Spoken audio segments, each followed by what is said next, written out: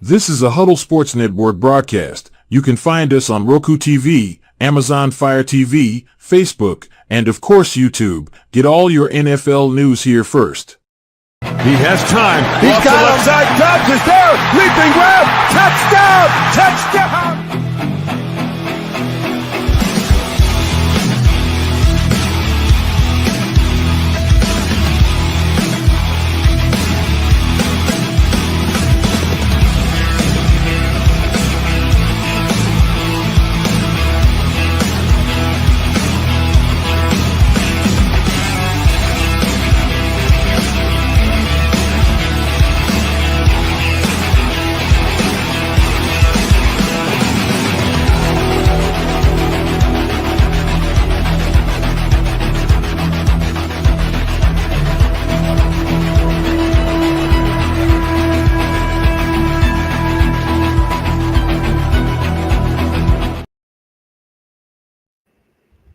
Good morning, and welcome to another edition of Ken and Ken in the morning on a kind of a somber day for me on Memorial Day. Today, not to get us all sappy and whatnot to begin with, but today we remember the fallen. I tagged that as the name of the show today, and actually I'm going to do something that I really normally don't do, but I'm going to share something off the rip that I usually don't do it this way, but I'm going to today. Today we remember the fallen, and I want to remember Specialist Gavin James Colburn, 542nd TC, killed in Iraq just literally over 20 years. God, I can't believe it's been 20 years. Gavin was a member of my company in Iraq. He was killed near Checkpoint 99 on the way to what was the name of the post? It was up near Mosul. Second complex ambush of the night. A shape-charged IED ripped through the cab of his truck, killing him instantly, but sparing his assistant driver. Michelle barely had a scratch on her. Obviously, though, she has the scars that you don't see. Mm-hmm. But physically, she was like, we were all amazed at she came through like the way she did, but and then I went to the gravesite after I came home, presented his mother and his father with his combat action badge because that did not get done. Usually, I guess I'll give you guys a little insight. Usually, when something like this happens in theater, the military moves pretty quick to make sure the awards are done for the service member. The Bronze Star or the Purple Heart, definitely the Purple Heart. Any of that kind of stuff, but the CAB was relatively new, and they didn't get a process. So myself and Fanata, my driver, actually in Iraq, we lived up in the area where I used to live. After we got back, I made sure we got his cab, Gavin's cab, processed with a quickness. And on the anniversary of his death, we drove down to Chillicothe, Ohio, where Gavin was from, and is where he's laid to rest. And we presented his parents with a CAB. Also, the Reserve Center in Chillicothe is now named after Gavin. But people forget, people think today's about, barbecuing in their backyard and, the whatever sales they have going on at Macy's and Walmart or whatnot. And that's the U.S. commercialism side of holidays. And then people honestly get today confused with Veterans Day. Say, no, well, happy Memorial Day and enjoy your barbecue. They get it confused with Veterans Day, which this is not. They used to call today Remembrance Day. And then somewhere it became called Memorial Day. And people forget this is more about remembering those who served and didn't come home than those of us who did serve, like myself and Rob Haskell's. Rob Haskell served with Gavin and I in Iraq. Today's not about Rob and I, it's about Gavin. Rob and I get our day in November, right after the Marine Corps birthday. So, just keep that in mind today. The NFL, I like how they do the salute to service. What I've never liked about salute to service, they peddle the salute to service gear, and all his veterans have to buy the salute to service gear. No, are you kidding me? They don't even give it to you guys? Like, really? Like, I've bought a lot of salute to service gear. I mean, heck, my Williams and Doomsday jerseys are salute to service jerseys. As a helmet collector, I tried for years to get salute to service helmets. I finally gave up. I've got a couple now, but but today isn't about the vets. It's about, or those of us living. It's about those of us who paid so that we can watch football on Sunday, so we can watch Thursday night football and Monday night football and bitch, complain about it, and complain about Aaron Rodgers' comments or Caleb Williams' fingernail paint or whatever. It's guys like Gavin who made all of this possible for us. So I just wanted to remember Gavin today, and folks like Gavin, because there are a lot of stories out there, and they need to be told. They need to be told. And if you're on X, you can find me at Ken the Bear Fan there, as you can see on the screen. And go on my post and leave a comment of your own.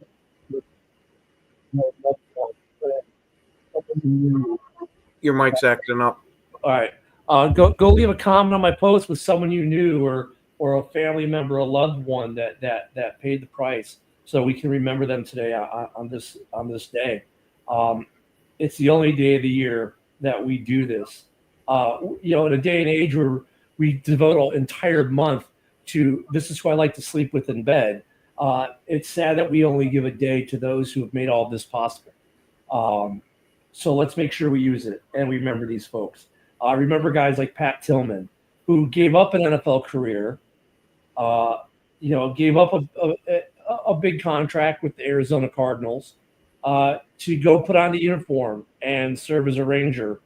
And he paid, he died, unfortunately, by friendly fire in Afghanistan. But friendly fire is a part of warfare. And people don't even understand how that can happen, but it happens, unfortunately, on all sides of war a lot. It does not change, the price. So remember guys like Tillman, like Pat Tillman. I know his family gets so sick of people dragging him out for all these things, but today's the day you can. Today's the day you should. He did something not many people did, especially as a professional athlete. Who could have. Well, there was no draft. He didn't have to join the military. He gave up an NFL career to do that and to serve. And so did guys like Gavin. May not have given up an NFL career, but at a very young age, he decided he wanted to wear the uniform, and he did just that until the day he died. So today, let's remember the fallen, remember those, and please go to my page and share your stories. I'd like to hear them. I'll share as many of them as I can. I've got a very good buddy of mine, Derek Evans, who's doing likewise on X, and a couple others. So please go share those stories as we try to talk football today, and enjoy this freedom that guys like Gavin have provided us. So sorry to start off so somber, but needed to say it today because too many people confuse Veterans Day and Memorial Day. Today is not about Rob. It's not about me. Today is about guys like Gavin. So with that, good morning, Joe, and good morning, Ken. How are you today? I'm not doing so bad. Yeah, I just wanted to add to what you said that Pat Tillman gave up a $30 million contract. Like he was offered a $30 million contract with the Arizona Cardinals, and he declined that contract to join the military after 9/11. Like, so not many people are willing to do that. Mm-hmm. So, I have nothing but respect for Pat Tillman and for all the guys like him who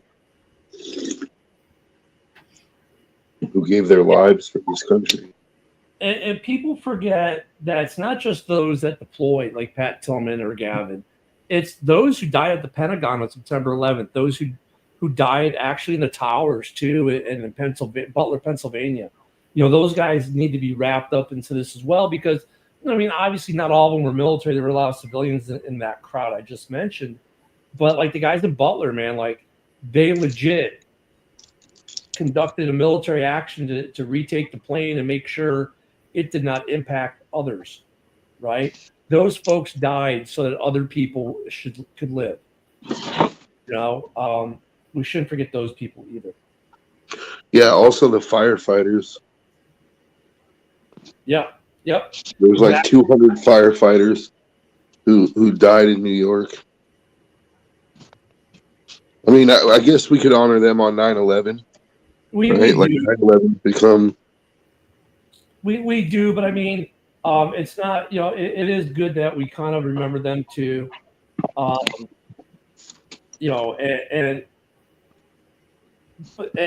today is more about the guys who raised the right hand, swore the oath of service, and went forward. But I just wanted to mention them because they weren't like the guys on the flight, that crashed in Butler, who they basically did the oath in a way. When they stormed that plane and tried to retake it. But yeah, so it's kind of a hard day today. Yeah, and my grandfather lost a lot in Korea. My grandfather was a Korean War vet, and he lost. The Forgotten War. Yeah, I served in Korea. In fact, it's interesting. Good morning, Yoli. Korea is the Forgotten War. When I was in, that's how I got my VFW lifetime membership. I was in Korea because VFW, you have to be a veteran of a foreign war in order to get membership. I first earned it by serving in Korea because it's still technically a war. Korea is still technically a war. It's just under a ceasefire. There was never still technically an open and active war. It is just, there's been a ceasefire, but never a cessation of war. It's still an actual war. A lot of people don't know that, and they don't. But yeah, a lot of people forget about the Frozen Chosen and because look at the movies we see all sensationalized World War II because obviously World War II was the big, huge, significant emotional event for the world. People forget about the Korean War, which happened right after, and then people know Vietnam, but they keep Korea is like in the middle there; it gets forgotten. Korea, a lot of people forget what happened in Korea and how close the North came to achieving its objective. Yeah, because the Chinese were feeding them. The Chinese were, basically feeding them cannon fodder. No, this was before, though. In the initial attack, the North pushed the South all the way down to basically Pusan. Yeah.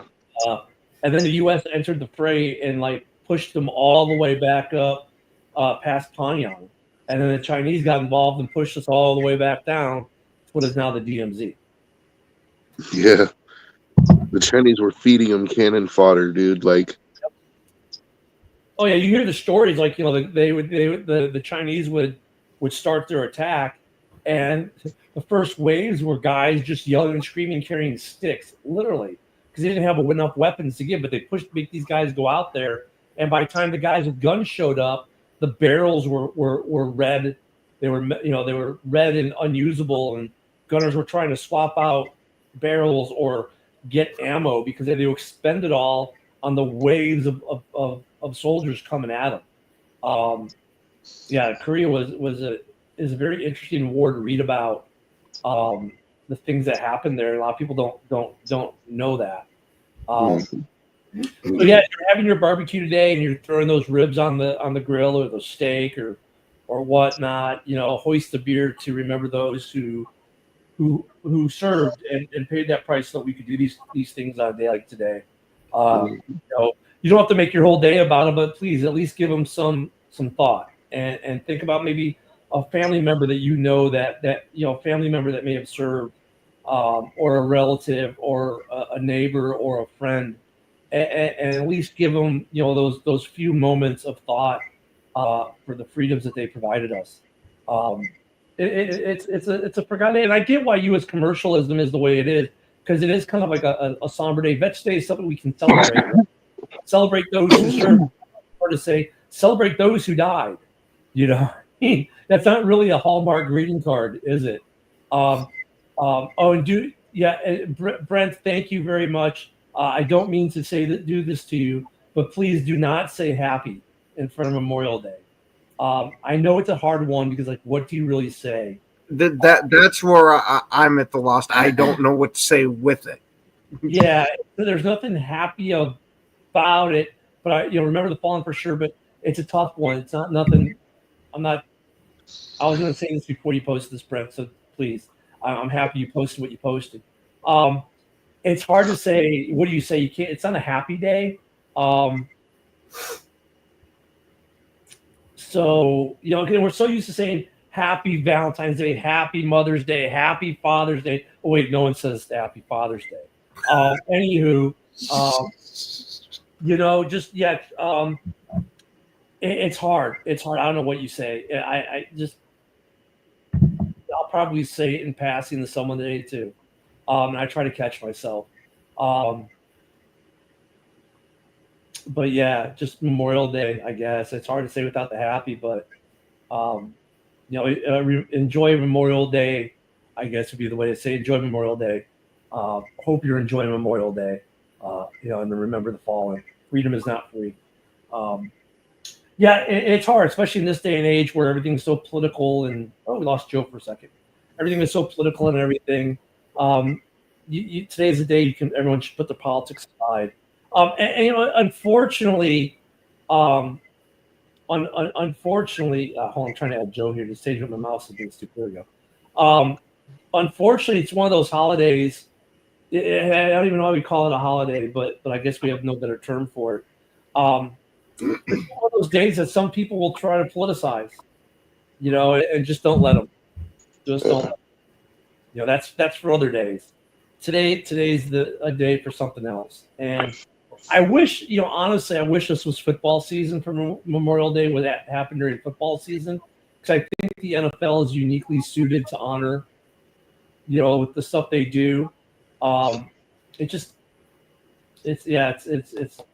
hard to do an NFL show at this time of year because we don't have much to talk about, and I wish the NFL did. The NFL does do stuff, but they do it during November for Veterans Day. It would be cool because you could have the flyovers and stuff. Like, I will say those flyovers are definitely a hell of an experience. When I first went to my very first Green Bay game and seeing that, it definitely brings up a swell of emotions. It's it's funny because I watched the Thunderbirds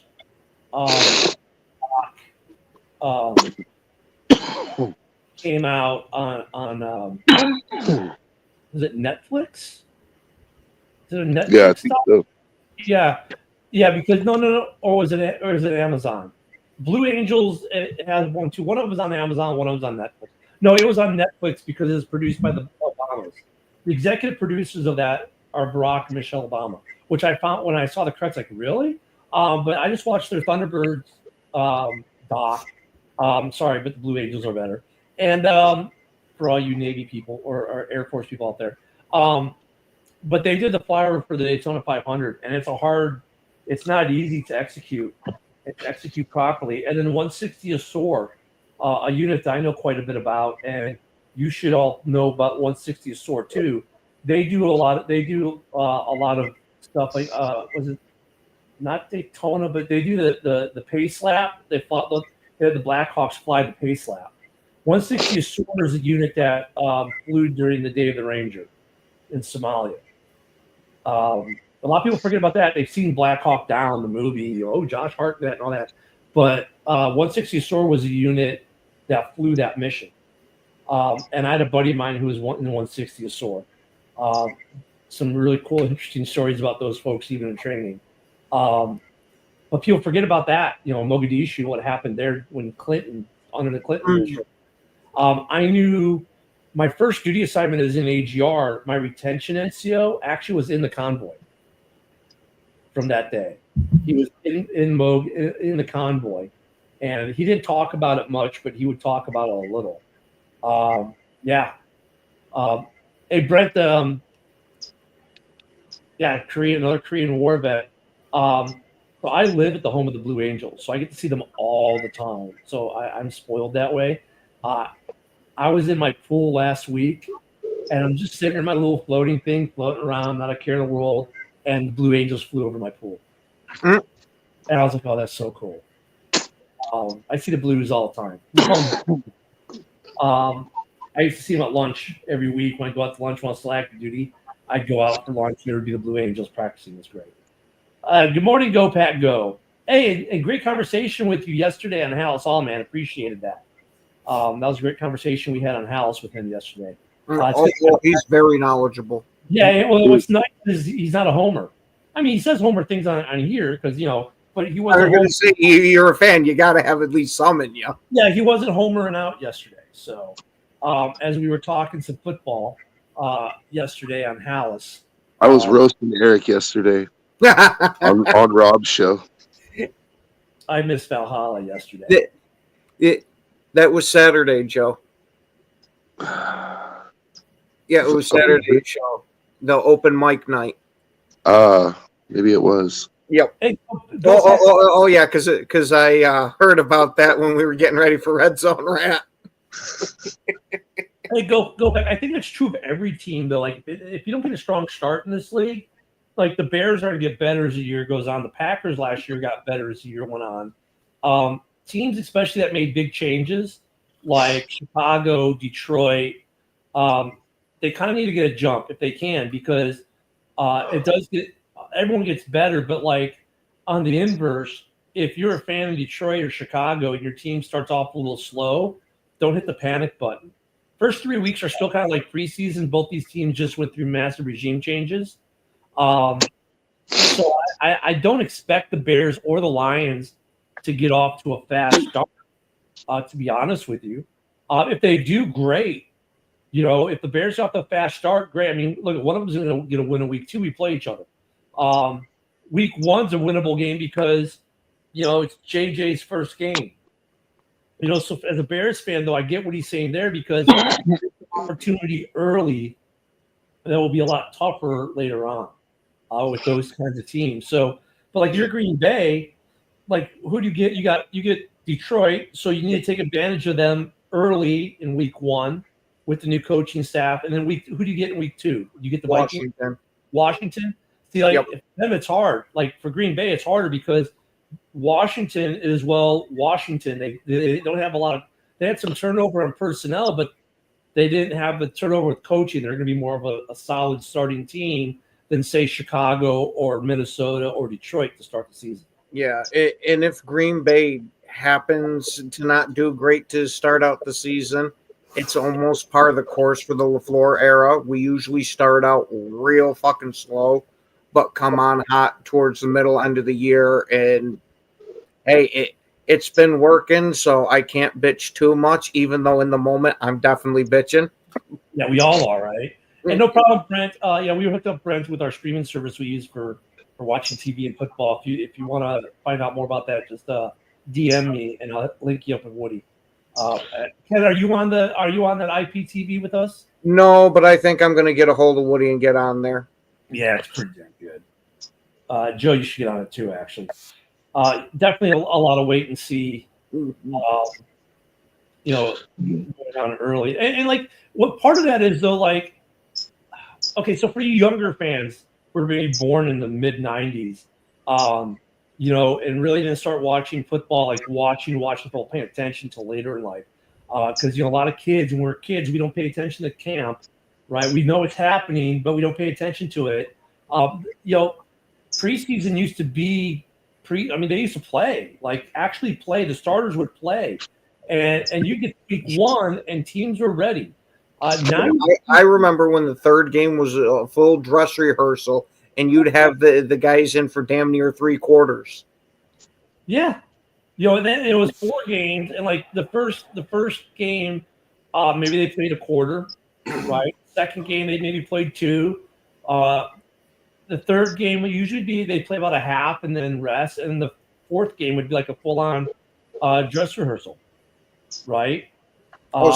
I remember it when it was the third game was the dress rehearsal, and then the fourth game was you were playing guys that were on that roster bubble there, so it helped them decide. That's right. Yeah. Game 3, they play about 3/4 of the game, and then game 4, they play about a quarter to a half, and then it'd be the guys trying to make the roster. Now it's all 3 games as guys just trying to make the roster. The starters, like Caleb took 18 snaps in preseason last year, maybe. Actually, the tush push would have been legal in the 90s. I think that it's people push people over goal lines forever. I mean, push just does it in a different fashion.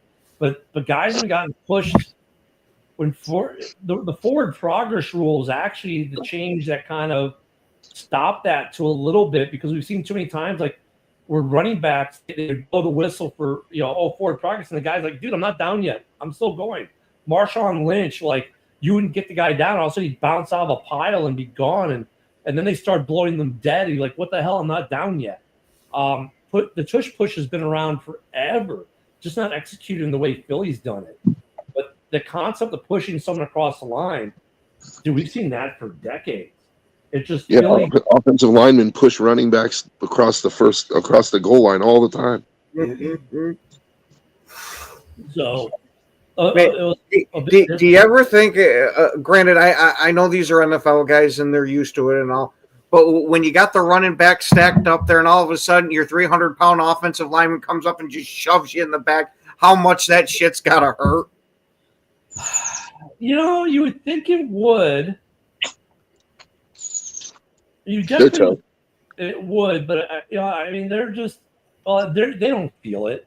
Honestly, they feel it. Don't feel it. Like, they physically know it's happening, but they adrenaline rush and everything. They feel it the next That's they feel it tomorrow. In the morning, and you're hobbling to the bathroom. Yeah, and they go over to their offensive tackle and they're like, "Come on, dude! Like, you got to lighten up." Like, the hands can't go that low on the back. You go a little bit more towards mid. Yeah, it's kind of exactly. That's why these guys have all these post-game treatments and that they do now. Like, sports medicine's also come a long way, as is helmet technology and the pads and everything else. So, it's interesting. It's interesting. Along that same line, you know what? It just occurred to me. I wonder if a center's balls are like really sore the next day from snapping that ball like 60, 70 times, because they slam it right up into their tank, dude. Like, they have this thing called a jock strap in a cup. Yeah. Well, remember when Aaron Rodgers got punched like 3 times in the nuts that one game? A lot of players don't wear that cup. Yeah, I didn't. That's them. But Joe, you saying that, all that does is remind me of the Hard Knocks with Cincinnati when it was, oh God, what the hell was their quarterback's name that was there with Ocho Cinco? Carson Palmer. That he's sitting there going under the center. He comes back. He sniffs his hand. He's like, dude, smell this. You need to go wash. That's all I can remember as soon as you said that. Oh, yeah. My. I tell you. Yeah, it's hard. Like, this that time of season, too. Like, OTAs. I don't know if you really can take much out of OTAs. I mean, it's a good hype machine for teams and for beat writers and clickbaiters and even us. I mean, I posted on X the other day about Chubb, because I'd seen a couple articles that we've talked about where basically they said, a Chubb deal with Chicago is verbally they've got a framework. They just have to do a contract. But that's what we get this time of season. It's like it's nothing but rumor mills and OTAs, and it's hard because we're in that weird spot of the NFL season, right? It's like we get where everybody's in the absolute best shape of their life and they got the greatest mentality they've ever had. I mean, because you get free agency in the draft, and then you get this big letdown to week 3, because even week 1 and 2 for me is because it's football, but it's like preseason football because it's they're very sloppy games. There are a couple teams that actually come out the gate okay, but overall it's sloppy. And this is that part of year. It's like OTAs, you know. I mean, like, I can guarantee this will be the next Bears OTA. Here's what you're going to see: these exact headlines. Williams shines OTAs. That'll be the first headline. But conversely, see another headline: Williams struggles with Ben Johnson's new offense in OTAs. Right? You're going to see that. Or you're going to see. What's another good one? Geno Smith struggles in Vegas. Geno Smith flying high with great deep balls. I mean, you're going to see both for every team. Love struggles with interceptions at OTAs. Love throws amazing dimes to new wide receiver.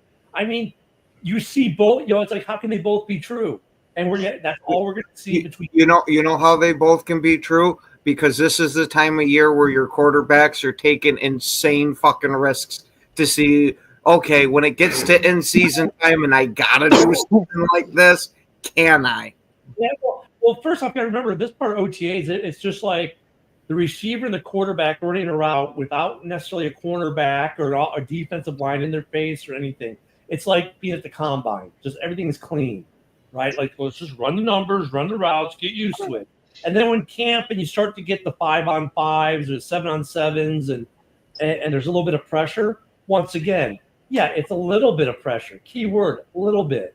It's not like it's game speed. It's not like guys are trying to kill each other to get to the quarterback or do so many things that they're doing. And like you just said, they're experimenting. Like, where can I put the ball in this kind of coverage and get away with it more times than not?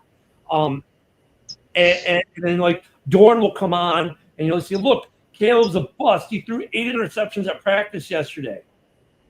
That's what Dorn did yesterday, by the way. He's like Broski. Did you hear? I heard Caleb's struggling at OTAs. I'm like, Dorn, I didn't know you were at practice, man. Like, you got the inside scoop, man. But I do like how I don't even have to be on the show yet. I was a topic of the show yesterday on the rant, because I happened to tune in before my show, before we did Hallis yesterday. I happened to, and the very first thing I heard was my name. Legitly, the very first thing I heard was Rob talking about me. To be fair, that was from the Aaron Rodgers video I shared. Yeah, there was an opinion on the video, Ken, that sounded like you. That Aaron Rodgers and you are very similar in appearance and voice, apparently, according to Packers fans. But yeah, I was gonna say too, like some more classic OTA commentary is always like, when they ask a veteran about a rookie, like, what do you think about so-and-so? What do you think his potential is? And the veteran will always be like, oh, he's got, like, sky's the limit. He could be a Pro Bowler. Then all the fans hear that, and they're like, oh, did you hear what so-and-so said about our rookies? Our rookies are so good.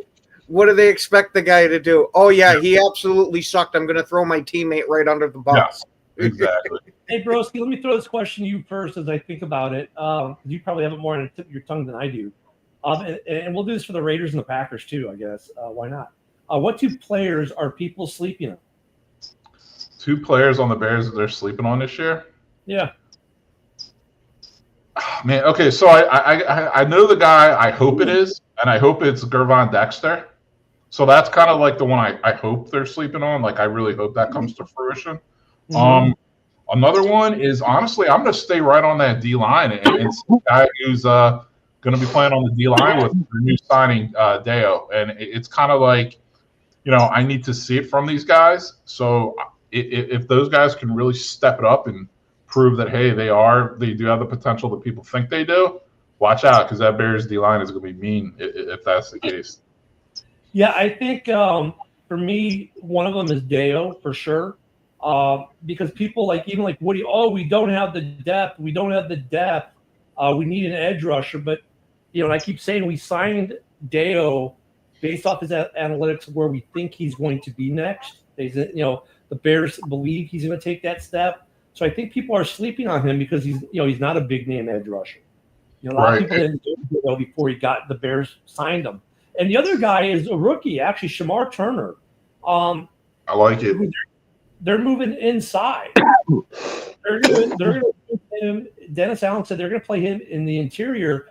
Yeah. And the irony was, they said, look at the interior. Like Woody. I hate to kind of bust on Woody here for a minute. But Woody's like, oh, we don't have the depth at edge. We have a lot more depth at edge than we do in the interior. And they're moving Shamar into the interior initially. And so defensively, I think those are two guys that people, are sleeping on. I don't think there's anyone in the offense we can say that with, because everyone's so hyper-focused on the Bears offense and the acquisitions and the players there. So it's hard to say that sleeper in the Bears offense. But yeah, I'm sorry. Go ahead, finish. I thought you were done, my bad. Yeah, just to land the plane here, I think that it's on the Bears defense. It's in the interior where people are sleeping. Go ahead, Broski. Yeah, no, and I like that you stayed on the D line because there was this misconception that Shamar Turner was like a defensive end. I'm like, nah, he's going to be playing D tackle in the NFL, and he's basically like a Grady Jarrett clone. Like honestly, almost the same exact height and weight, same playing style. You know what I mean? So both have they seem like they both have attitude problems, and I mean that in a good way. Like they're fiery, like kind of violent players. So I do like that you mentioned Shamar Turner because guess what? There's a chance that Billings might not be ready to go at the beginning of the season. So Turner's going to get some run for sure. And I love that. I love that pick by the Bears in the second round. So Go Pack Go says Marshawn Lloyd and CB King for the Packers. Ken, what say you? I 100% agree with Marshawn Lloyd. That was actually going to be one of the ones that I mentioned because of him not being able to play last year because of injury and then appendicitis. From what I've seen from his college tape, this kid looks like he's going to be massively explosive.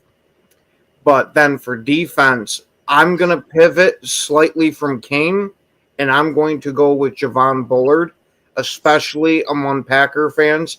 We've kind of shit on this guy, but looking at his numbers, the reason why he didn't have the greatest rookie year is because we kept flopping him back and forth between slot corner and safety. And each time we did it, that week after that swap, his numbers would plummet. But once we left him there for another week, his numbers would climb right back up. Well, and what about you, Joe, for the Raiders? Who are two sleepers we need to keep an eye out for? Man, I'm going to say Devin White. He had that crazy Pro Bowl season in Tampa, and then he kind of fell off the earth, got cut off the Eagles last year. But the dude's only 27 years old. He runs a 4.4 as a linebacker. He's a crazy athlete. I just think that in Patrick Graham's system, he might be able to thrive again. So I think it's possible that he could resurrect his career with the Raiders. And Jacoby Myers. Like, Jacoby Myers, people understand that he's good, but like I really think this season with having Bowers coming into his second season, they went and got Betch, who I expect to be a good possession receiver. Like I don't think he's going to do anything crazy, but and then having Dante Thornton, I think like Thornton, whether he gets a whole bunch of catches or not, he's going to be a great decoy. He's going to be able to take the top off the defense with his speed, which is going to open up Jacoby Myers a lot more. So I think Myers is in for a good season this year. And I would also throw in Darian Porter, even though I don't think people are really sleeping on him. He's kind of like a mystery box, because he has all the measurements, and they're comparing him. They're saying that he could potentially be like a Richard Sherman type, which is high praise for somebody coming out of college, especially with as limited snaps as he played at corner. But like he's crazy athletic, dude. He's like 6'1", 195, runs a 4.3, has like 34-inch arms. Like he's got all the measurables. So if he can put it together, like he's going to be a really good corner. Ken, you leave it to a Raiders fan. You ask for 2 and he gives you 3. Hey, some other news that broke late yesterday, because we haven't talked about the Vikings at all, really. A jury trial has been set for Jordan Addison's DUI case. June 16th in the Superior Court of California, Jordan Addison will have his jury trial for the incident he was in out there. So Vikings fans have something to pay attention to in a couple weeks. That Remember, the NFL in this case decided not to do anything with Jordan Addison pending the civilian, proceedings. It'll be so Vikings fans actually kind of forgot that they could possibly be without Jordan Addison or all of the season, depending on what happens there. So that's going to be some news we're going to have to track here on the show and across the network. Is what happens with Jordan Addison, because if the Vikings lose Jordan Addison, that's huge for that's a big loss.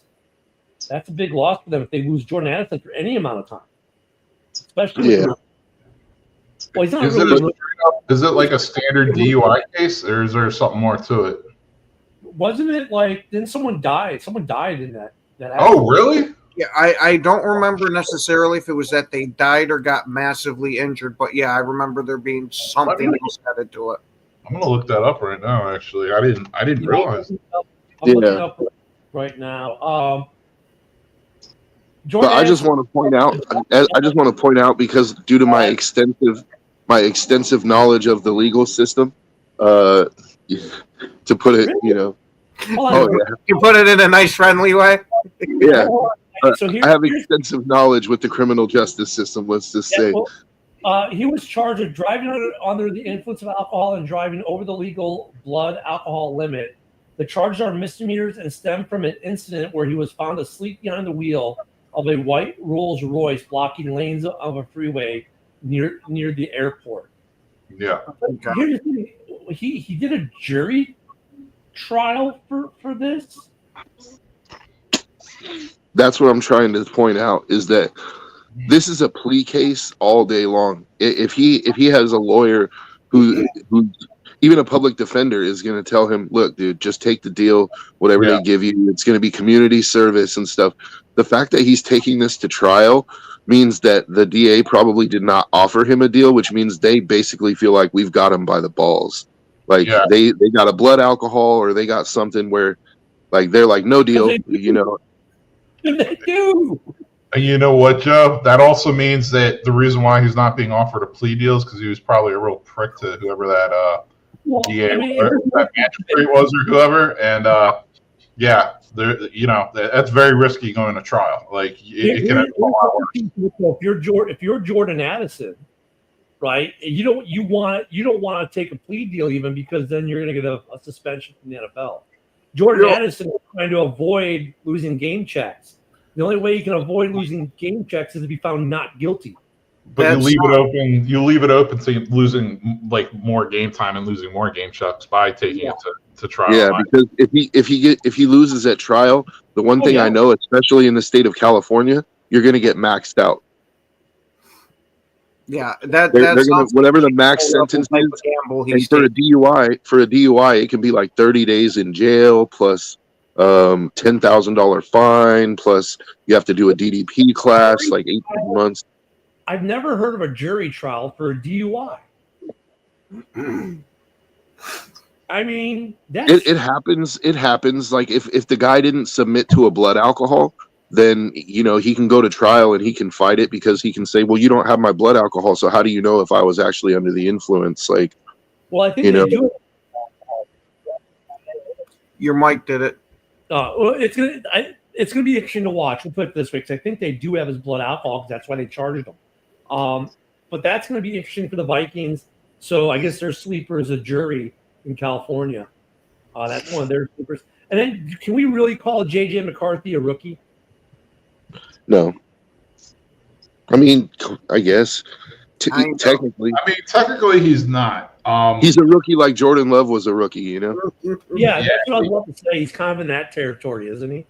I'm sure he did gain a few things, even though he wasn't physically competing in practices. I'm sure he did gain a few things and get a few advantages just from the team last year. Well, I mean, he did camp. Can't really call him a rookie, but you know what? It's one of those things too. It's like unless you're actually physically doing it, how much do you really learn?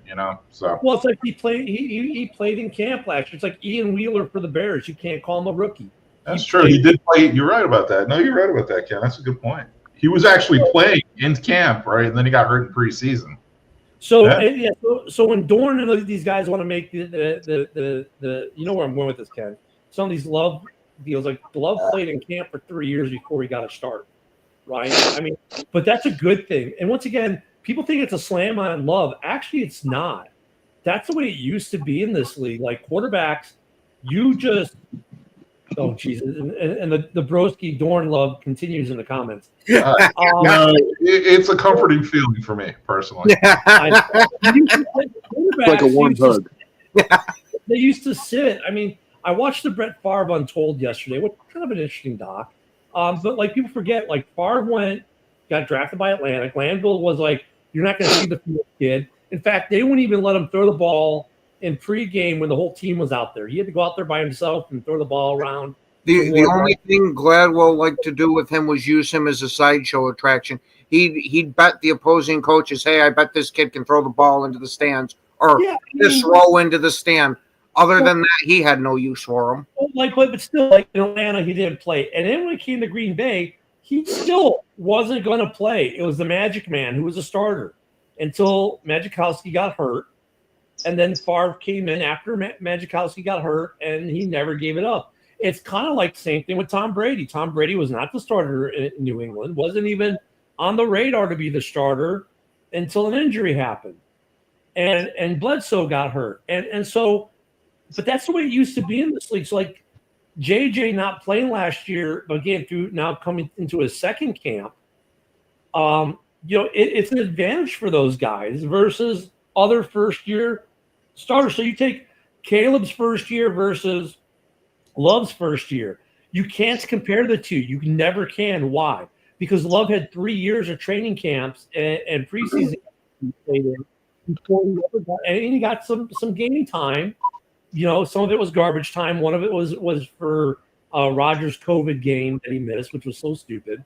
But that was stupid on the NFL, not stupid on Rodgers. So all that does is remind me of the nonsense of the COVID toe. But like, so Love coming into his first starting year had a wealth of experience that guys like Jaden Daniels and Caleb Williams and the true rookie quarterbacks never got. So you can never compare Love season 1 to Caleb or Jaden season 1.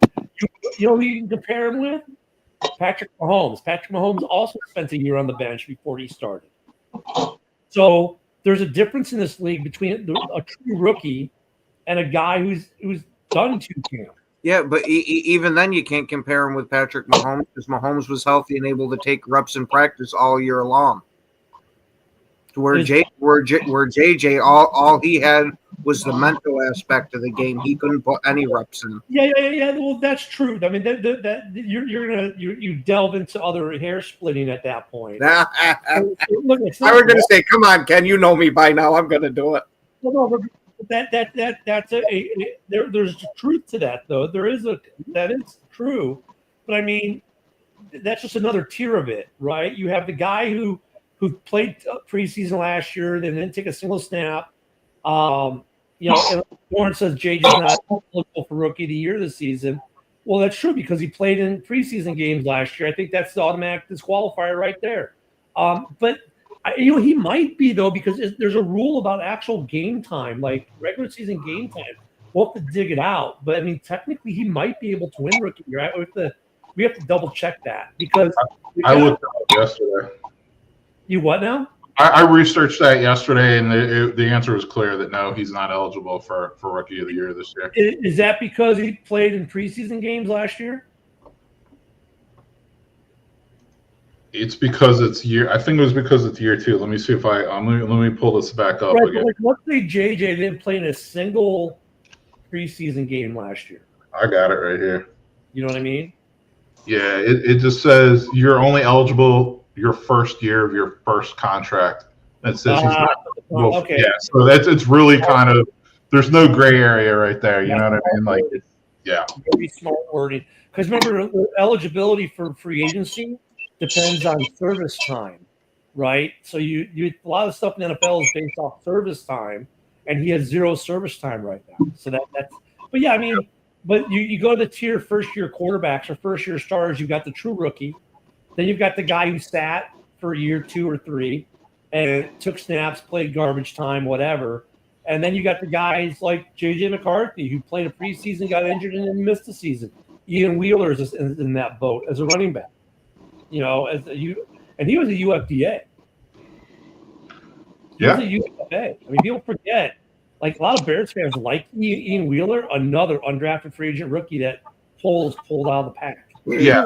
I mean, he won't amount to anything. He won't make the team. But shout out Ian Wheeler, Yeah. He's kind of like a fan favorite, He's a fan. Yeah, I like the kid. I mean, And then you got guys like. Oh, go ahead. No, go ahead, Joe. I was going to just say how Hard Knocks kind of brought him forward. Oh, I was just gonna say, and then you got a guy like Brock Bowers who's gonna be getting fitted for a gold jacket after this season. Oh, Man. Does Bowers have a restraining order against you with all the slobbering you do? I was going to say, Joe, are you his tailor? Are you going to be like getting You have him on payroll already? Hey, say what you want, man. How about a pair of Say what slacks? you want, man. He broke Mike Dickens' record, dude. Say what you want. That dude's a stud, bro. Tomorrow, Joe's going to show up with a big clock around his neck. He's going to be more of a hype man. Andy's a Napa boy, so I got to give him love. He's going to come in with a tape measure and knee pads. Oh, my God. Man. How many times you got to measure his inseam, Joe? What the fuck?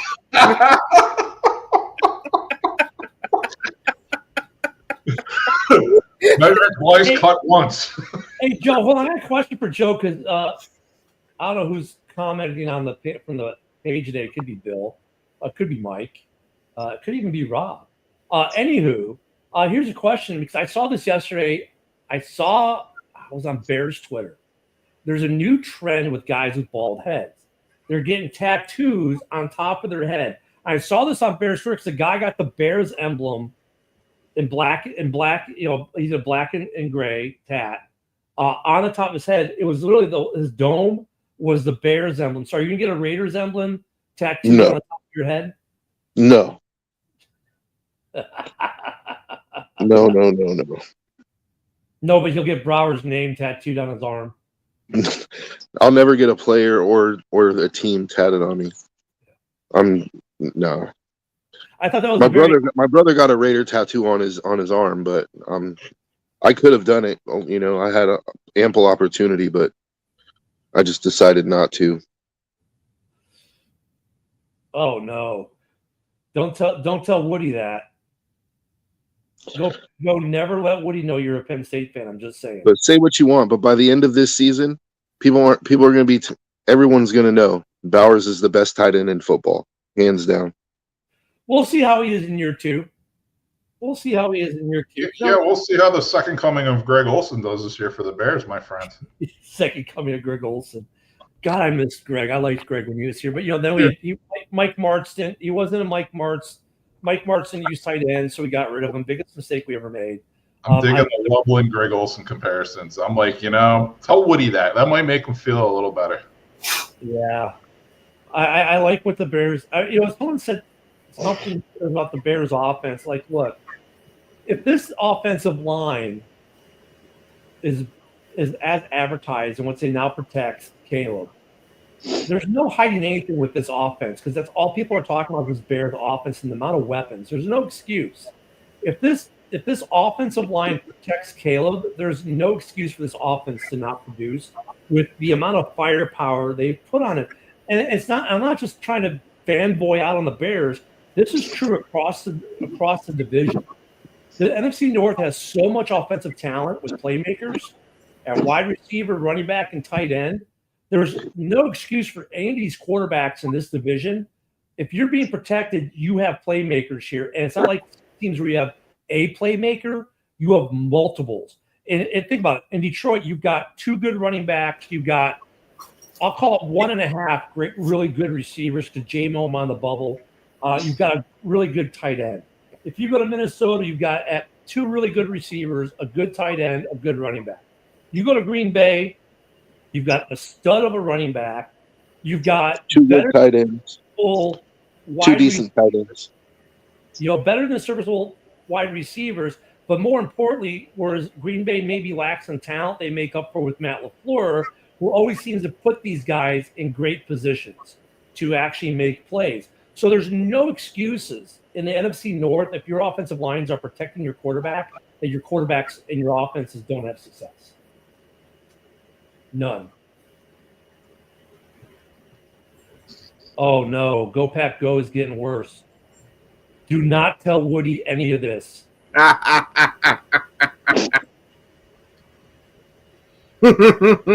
Yeah, well, it was offensive last year, and I get we're coming into the season. They thought they were going to be good to go, and then the injuries, and they didn't get to start what they wanted to.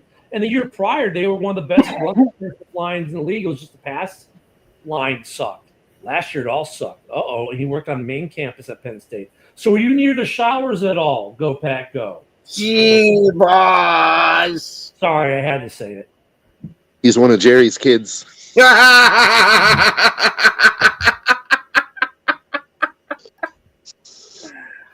Oh. I think that brought the conversation to a screeching halt there, Joe. Yeah, I was going to say, F both of you. Oh, my goodness. Let me see. It's Monday, so don't forget JB will follow us today. And then that's it. Oh, we got the noon show. Can't forget those guys. Ken will be on again. We're back. We're back. He's like, maybe. He had to go through he had to go through the bonus string. Boy. Yeah. We're gonna not talk much about that. We'll be back here again tomorrow for another edition of Ken and Ken. Don't forget, Wednesday night we have Hallis Hall, and then we have the Packer Backer Boys on Friday, and Hallis Hall again on Sunday, and the MMA show on Wednesday. JB and the noon show every day, of course. It's that tough point of the season, guys. Dig some stuff out. Let's get some good stuff in the comments. This is the time where you guys in the comments really kind of drive the show as much as we do with fun stuff to talk about. There you go. Oh, and you got to see Metallica. Good. That's a win-win right there. We're going to have some interesting topics coming up here in this part of the offseason, especially when we're not talking about clickbait. And all the rumors and how, Jordan Love was terrible at OTAs, but he was also a rock star at OTAs. I love it. It's that time of year. But don't forget, on this day, Memorial Day, please take some time to remember those who sacrifice all so that we may have our freedom, because freedom is not free. Please go to at Ken the Bear Fan on X and share your stories. You'll see the post I shared earlier. Please share them in the comments under that. I'll try to repost and share as many as I humanly possibly can today. I'll probably break the algorithm, but hopefully I can do that. And let's share some stories about family members, loved ones, friends, relatives, people you may have known. Let's remember today. That's what Memorial Day is about. Let's remember those who made it possible, so we can sit here and chit chat about football every day and watch these games and cry, bitch, complain throughout the season, as well as cheer, rant and rave about how awesome we are. And so we can have days like where Dorn and Broski get to go at it, which is so much fun. Please go do that at Ken the Bear Fan. My name here on the screen on X. You'll see the post here. I'll throw the post back up again. Let me make sure that's ready to go. Yeah, it is. And just look for this post right here. And in the comments of this post, just leave your stories of your fallen, so that we may remember. Today I remember Gavin James Colburn, one of my soldiers in Iraq, OAF 3. Can't believe it's been just over 20 years since he passed. So please, lift the cold one. Enjoy your barbecues today, and when you're doing so, please remember those folks who paid the ultimate price so that we can have days like today. Absolutely. One of those rare days. And remember, it's not Happy Memorial Day. Just say something like, hey, enjoy your Memorial Day. Remember on Memorial Day, something like that. I didn't realize you were still active duty, Go Pat. We get our day in November, right? November 11th, that's our day. Don't tell me you're in the Navy, Go Pack, Because if you are, we're gonna have issues. No, I'm joking. Go Army, beat Navy. Yeah. So on that note, we're gonna sign off here. Please go to the page there. Show some love. Tell your stories. Appreciate you all being here today. And JB's up next, and we'll see you tomorrow. Thanks, guys. Have a great day.